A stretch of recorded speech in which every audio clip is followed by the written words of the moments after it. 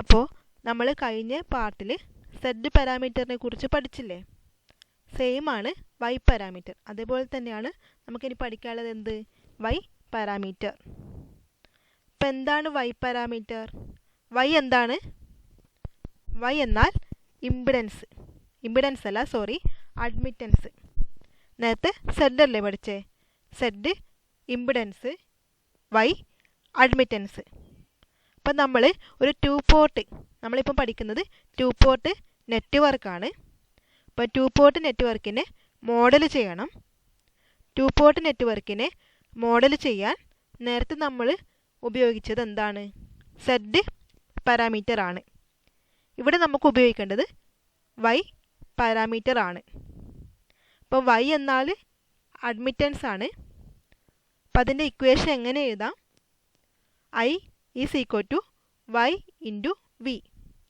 I is equal to Y into V. ഇപ്പം കഴിഞ്ഞ പാർട്ടിൽ പറഞ്ഞ പോലെ സെയിം ആണ്. I1 ആൻഡ് V1 ഇൻപുട്ട് ടെർമിനൽസിലുള്ള വോൾട്ടേജും കറൻറ്റും. I2 ആൻഡ് V2 ഔട്ട്പുട്ട് ടെർമിനൽസിലുള്ള വോൾട്ടേജ് ആൻഡ് കറൻറ്റ്. ഈ 2 വാല്യൂസ് വെച്ചിട്ടാണ് ഇക്വേഷൻ എഴുതേണ്ടത്. I is equal to Y into v അല്ലേ? അപ്പോൾ ഫസ്റ്റത്തെ equation I1 is equal to y11 v1 plus y12 v2.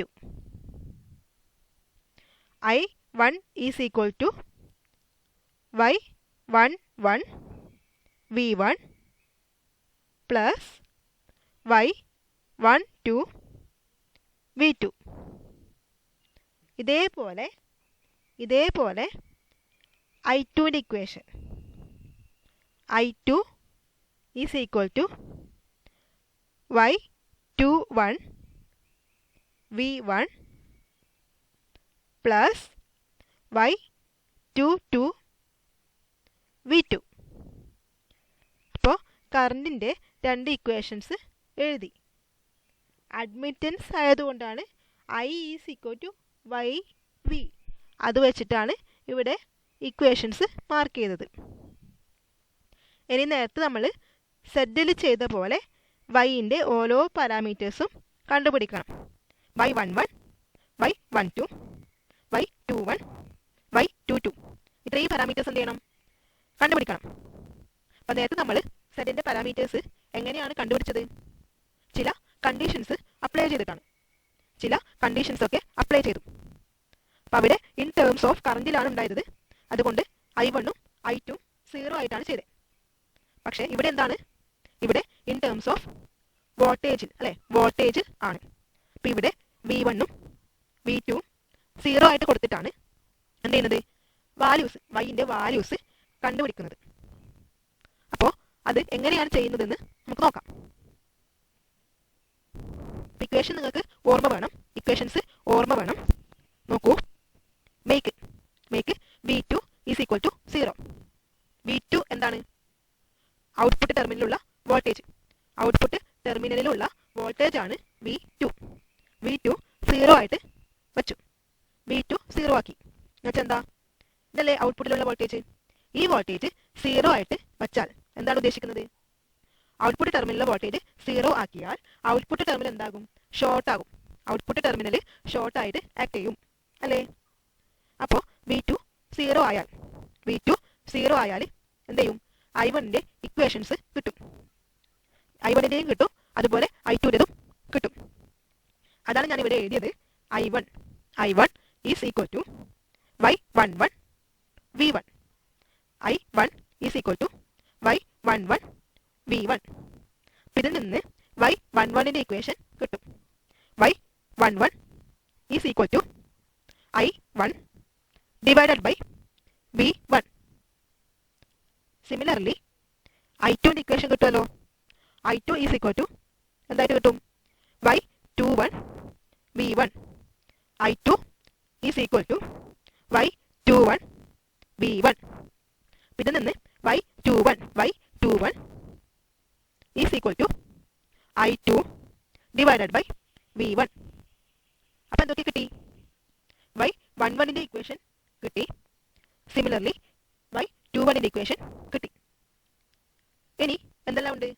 ഇത് മാത്രം പോരല്ലോ, y12 വേണം, അതുപോലെ y22 ആവശ്യമുണ്ട്. ഇതെങ്ങനെയാണ് കണ്ടുപിടിക്കുക? നേരത്തെ നമ്മൾ v2 0 ആയിട്ടാണ് കൊടുത്തത്. ഇനി എന്ത് ചെയ്യുന്നു? v1 അല്ലേ, v1 0 ആയിട്ട് മാർക്ക് ചെയ്യുന്നു. അപ്പം v1 0 ആക്കിയാൽ നിങ്ങൾ ഇക്വേഷൻസ് നോക്കുക, ഇക്വേഷൻസ് ശ്രദ്ധിക്കുക. v1 0 ആയാൽ നമുക്ക് അതിനനുസരിച്ചിട്ടുള്ള i1ന്റെയും i2ന്റെയും വാല്യൂസ് കിട്ടും, ഇക്വേഷൻ കിട്ടും. എങ്ങനെയാണ് കിട്ടുക? v1 0 ആയിട്ട് വെച്ചു. v1 0 ആക്കിയപ്പോൾ i1 is equal to y12 v2. i1 is equal to y12 v2. ഇതിൽ നിന്ന് y12 is equal to i1 divided by v2. അതേപോലെ I2 is equal to y22 v2. I2 is equal to y22 v2. അപ്പം എന്താണ് y22 is equal to I2 divided by v2. അപ്പം നമുക്ക് y-ന്റെ എല്ലാ പാരാമീറ്റേഴ്സും കിട്ടിയില്ലേ? y11 y12 y21 y22 എല്ലാ പാരാമീറ്റേഴ്സും കിട്ടിക്കഴിഞ്ഞു. ഇനി എന്ത് ചെയ്യണം? നമുക്കൊരു ഈക്വലന്റ് സർക്യൂട്ട് വരക്കാനുണ്ട്. ഒരു ഈക്വലന്റ് സർക്യൂട്ട് ഡ്രോ ചെയ്യാനുണ്ട്.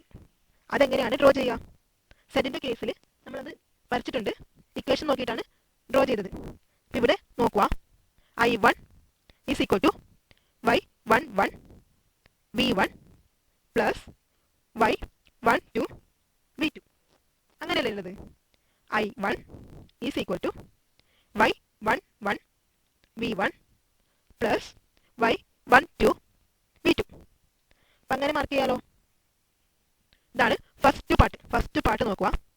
I1 is equal to y11 v1.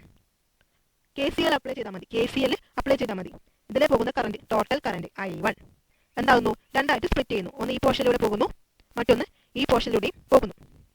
അപ്പോൾ I1 is equal to y11 v1 plus ഇത് y11, അതിന് ക്രോസിലെ വോൾട്ടേജ് v1.